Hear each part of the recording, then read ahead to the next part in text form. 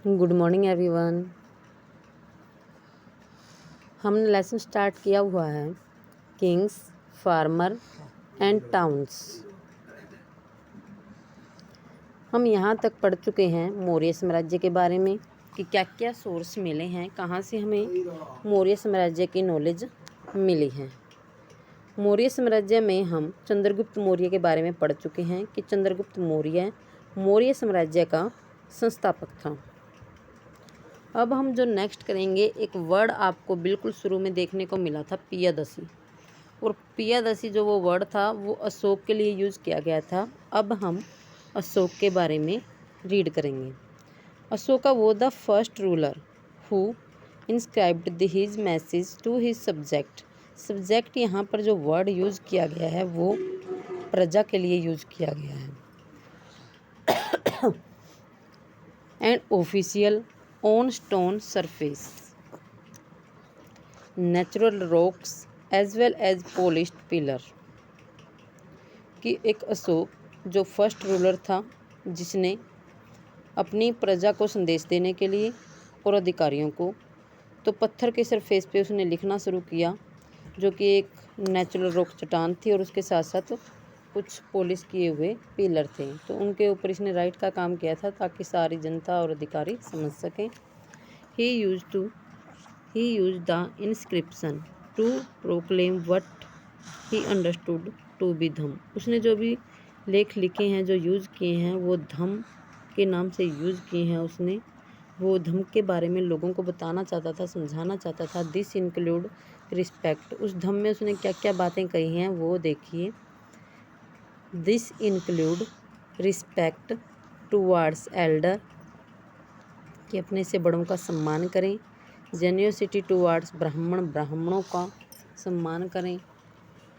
And those who renounced worldly life, treating slaves and servants kindly, कि जो दास हैं, जो सर्वेंट्स हैं, उनसे बिल्कुल अच्छा व्यवहार करें।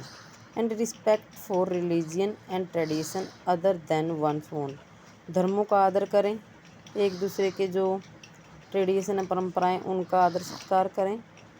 तो ये अशोक था। अशोक मौर्य साम्राज्य के ही एक शासक था जो कि चंद्रगुप्त मौर्य का ग्रैंडसन था। इसने एक धम की नियुक्ति की थी। जैसे कि मैंने आपको एक स्टोरी बताई थी कि कलिंग का युद्ध हुआ था। कलिंग के युद्ध के पश्चात काफ़ी रक्तपात हुआ था और इसके पश्चात ही इसने बौद्ध धर्म को ग्रहण किया था और युद्ध को छोड़ दिया था। तो इसने धम की नियुक्ति की, धम चलाया गया और उस धम में इसने कहा कि बड़ों का सम्मान करना चाहिए, ब्राह्मणों का आदर करना चाहिए, नौकरों और सेवकों के साथ भी अच्छा व्यवहार करना चाहिए। तो ये बातें उसने बताई थी। अब नेक्स्ट है एडमिनिस्ट्रेटिंग द एम्पायर, कि इस साम्राज्य के अंदर जो प्रशासनिक व्यवस्था थी वो कैसी थी। There were 5 major political centres in the empire, कि 5 राजनीतिक सेंटर इसके अंदर थे। द कैपिटल पाटलिपुत्रा, ठीक है, जो पाटलिपुत्र थी मगध की, क्योंकि हम मगध के बारे में पढ़ रहे हैं। कहीं यहाँ पर तुम कंफ्यूज हो किसके बारे में हो गया, तो मगध के बारे में, यानी कि उसकी जो कैपिटल थी वो पाटलिपुत्रा थी।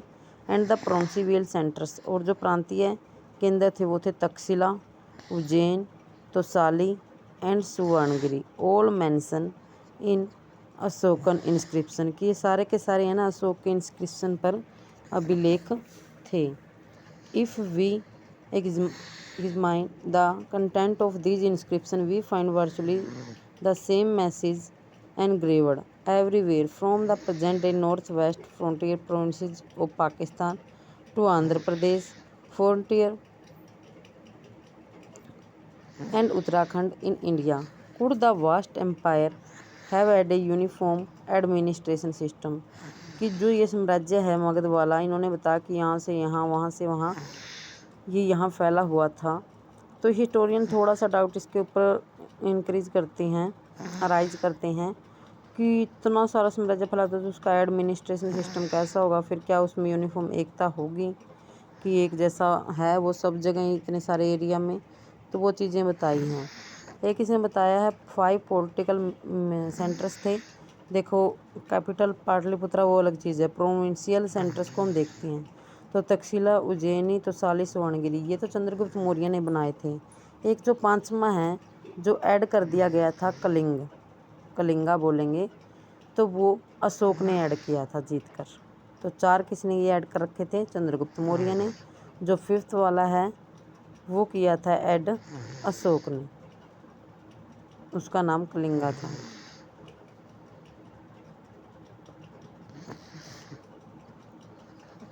देखो ये है ना, इसके वो दे रखे हैं inscription,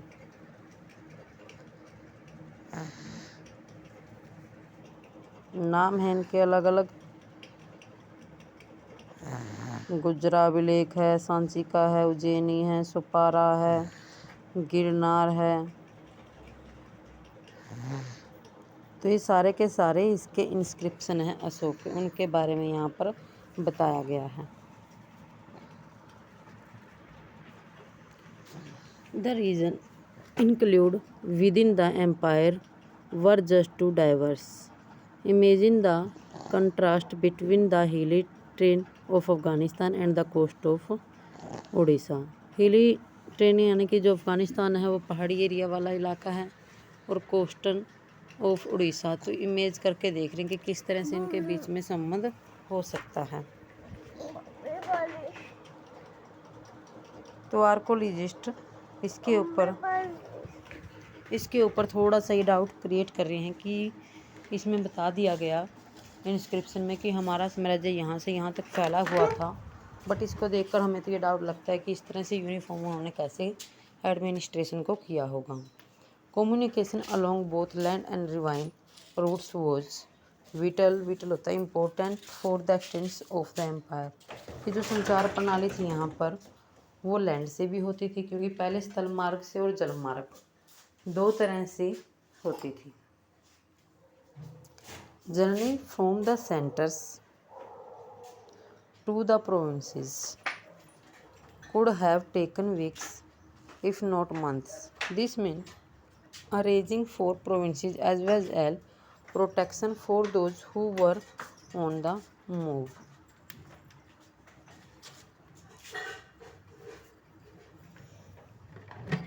It is obvious that the army was an important means for ensuring the latter Megasthenes. यहाँ पर अब ये आर्मी के बारे में बताएंगे कि जो मगध साम्राज्य में आर्मी थी, वहाँ की सेना थी, वो किस तरह से थी, तो उसके बारे में बताया जा रहा है। तो मैगस्थनीज मैंने पहले ही आपको एक स्टोरी के माध्यम से बता दिया था। मैगस्थनीज कौन था? एक यूनानी राजदूत था जो चंद्रगुप्त मौर्य के दरबार में आया था, और उसने एक बुक लिखी थी इंडिका। उस इंडिका में ही इसने आर्मी के बारे में बातें बताई हुई हैं। तो देखो इसको नोट करोगे आप आर्मी वाली बात को। Megasthenes mention A committee with 6 सब committees for coordinating military activity. कि जो मैगस्थनीज ने कमेटी थी एक, उसको 6 सब कमेटीज में बांट दिया गया। इसमें टोटल सदस्य मैं आपको बता देती हूँ वो 30 थे। कमेटी के अंदर कितने सदस्य थे? 30 थे। 30 को फिर 6 उसमें बांट दिया गया, और उसमें 5 सदस्य इंक्लूड हो गए।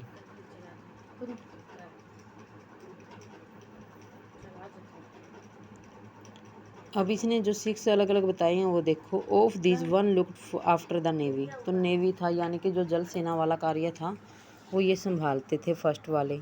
सेकंड को मैनेज किया ट्रांसपोर्ट एंड प्रोविजंस, यानी कि जो आने जाने का सिस्टम है उसका, यातायात और सामग्री के बारे में। द थर्ड था रिस्पॉन्सिबल फॉर फूड सोल्जर, यानी कि जो पैदल सैनिक थे उसको। 4th था हॉर्सेज, घोड़े के लिए। 5th था चैरियट्स यानी कि रथ सेना के लिए, और 6th था एलिफेंट्स के लिए। तो यानी कि मैगस्थनीज ने 6 पार्ट में इसको डिवाइड किया था। फर्स्ट में क्या था? नेवी। सेकंड में ट्रांसपोर्ट एंड प्रोविजंस। थर्ड में फूड सोल्जर यानी कि पैदल सैनिक आ गए। पैदल के पश्चात उन्होंने घोड़े ले लिए। घोड़े के पश्चात उन्होंने रथ का यूज़ किया। रथ के बाद उन्होंने एलिफेंट का यूज़ किया। इस तरह से आप इसको लर्न कर सकते हैं। The activities of the second सब कमेटीज़ वर रैदर वैड। कि इसमें से ना 6 में से जो सेकंड थी उसको बहुत ज़्यादा काम करने पड़ते थे सब कमेटीज को। अरेंजिंग फॉर बुल्क कार्ड, एक तो उसको ना बैलगाड़ी का प्रबंध करना पड़ता। To carry equipment procuring food for soldier, कि जो सैनिक थे उनके पास खाना ले जाने के लिए, एंड फोडर फॉर एनिमल्स, और जो एनिमल थे उनके फोडर के एनिमल के लिए फोडर एंड जैसे चारा वगैरह होता है ये लेके जाते थे। Recruiting servants and artist in to look after the soldier, और इनको देखना, जो कलाकार थे सर्वेंट्स थे, इन सबको देखने का काम ये सेकंड यानी कि सेकंड वाले के ऊपर कार्य का ज़्यादा लोड था। Ashoka also tried to hold his empire together by propagating dhamma, तो इसने ना धम का वो किया था प्रचार। The principle of which as we have seen were simple and virtually universal acceptable, जो धम था बिल्कुल एक सिंपल एक साधारण था, ठीक है, और सर्वमान्य था ये कि जिसका तक पहुंचा जा सकता है। This according to him would ensure the well being of people in this world and the next. Special officer known as the dhamma mahamatra, तो अशोक ने स्पेशल महामात्र इसके लिए नियुक्त किए गए जिन्हें धम महामात्र कहा जाता है, were appointed to separate the message of dhamma, ताकि वो धम के मैसेज का प्रचार प्रसार कर सकें, लोगों तक इस बात को फैला सकें उसके धम के बारे में जो अशोक ने नियुक्त किया है। तो अशोक ने धम की स्थापना की, धम के लिए उसने धम महामात्रों की नियुक्ति की। धम महात्रों की नियुक्ति इसलिए की कि ताकि वो धम का प्रचार कर सकें। तो ये क्वेश्चन आ सकता है आपका कि धम क्या था, धम महामात्रों की नियुक्ति किसने की थी, किस लिए किए गए थे।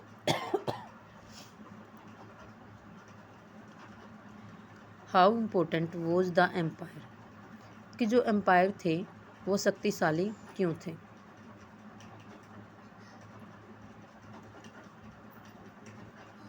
एक ये दे रखा है इसमें साइड में कि what the Kings official did, कि राजा के जो अधिकारी हैं वो क्या करते थे। Here in an expert from the account of Megasthenes, देखो मैगस्टीनीज की जो बुक वगैरह तो आज उपलब्ध नहीं है, मिली नहीं है, बट कुछ एक चीज़ें जो उससे मिली थी, तो कई विदेशी लेखक थे ऐसे, तो उन्होंने मैगस्टीनीज की जो बुक है इंडिका उसके बारे में लिखा था, जितनी भी जानकारी उनको मिली, तो वहाँ से ये सारी बातें हम रीड कर रहे हैं जो मौर्य साम्राज्य के बारे में हमें जानकारी देते हैं। तो वो इनके अधिकारियों की कुछ बातें करता है इसमें कि वो क्या क्या काम करते थे। Of the great officer of state some operant the rivers measures the land, कि रिवर से इनका भूमि का माप करना, as is done in Egypt, जिस तरह से इजिप्ट में था, and inspect the sluices by the water is let down on the main canals into their branches, पानी वगैरह की जांच करना कि कहाँ पर वो इतनी ब्रांचेस में डिवाइड हो रही है, so that every one may have an equal supply of it. The same person have charge also the huntsman, शिकारी के ऊपर वो चार्ज करना, and are ensured with the power of rewarding और punishing them according to their desert, उसकी गलती के according जो उसे सज़ा दी जाती। फिर देख कोलेक्ट द टैक्स, टैक्स को कलेक्ट करना। अच्छा, occupation connected with land as those of the woodcutter, the carpenter, blacksmith and miner, तो इस तरह से भी यही अधिकारी इस तरह के काम ये करते थे। ये तो एक नॉर्मल सी बातें हैं, इतना आपने वो करने की ज़रूरत नहीं है इसमें। तो अभी यहाँ पर हम जो पढ़ेंगे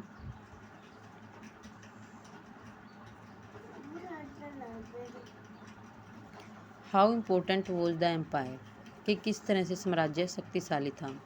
when historian began reconstructed early Indian history in the 19th century, तो 19th सेंचुरी के आसपास की ये कि हिस्टोरियन ने कहा कि जो आरंभिक भारतीय इतिहास था उसका निर्माण होना शुरू हो गया था। The emergence of the Mauryan empire was regarded as a major landmark, तो मौर्य साम्राज्य एक बहुत बड़ा एक लैंडमार्क था इस पर।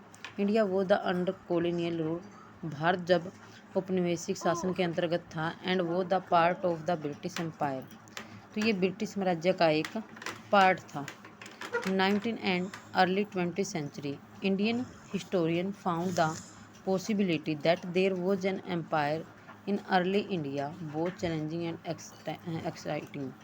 Also, some of the archaeological finds associated with the Mauryas, including stone sculpture यानी कि पत्थर से बनी हुई मूर्ति, were considered to be examples of sculpture art typical of empire.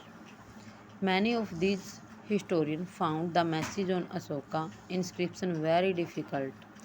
From that of most other rulers, कि जो अशोक के अभिलेख हमें मिले हैं उसमें अशोक को बिल्कुल एक अच्छा शासक, एक मोस्ट इम्पोर्टेंट रूलर बताया गया है।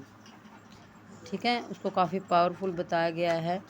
As also more humble than later rulers, कि जो बाद के रूलर हैं उनसे बहुत ज़्यादा वो हम्बल है, उदार रहा है। अडोप्टेड ग्रैंडियोज टाइटल, और उसने जो उपाधि ली हुई थी। So it is not surprising that nationalist leader in the 20th century, तो उस समय के जो शताब्दी के लेखक थे वो काफ़ी इनसे प्रभावित हुए हैं, मौर्य साम्राज्य की चीज़ों से। येट हाउ इम्पोर्टेंट वो द मौर्यन एम्पायर, फिर भी हमारे लिए महत्वपूर्ण क्वेश्चन है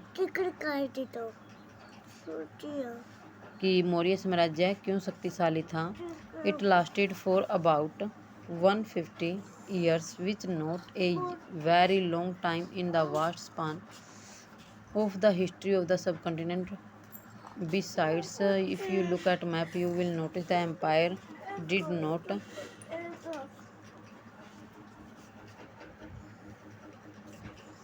by the second century, कि किस तरह से वो इन सब के ऊपर कंट्रोल रखते थे एक एकता में।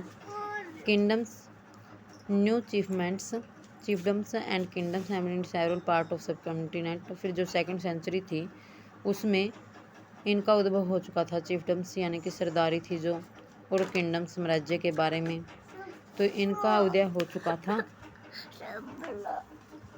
New notions of kingship, chiefs and king in the south, वो हम नेक्स्ट में इसके बारे में रीड करेंगे कि किस तरह से क्या था।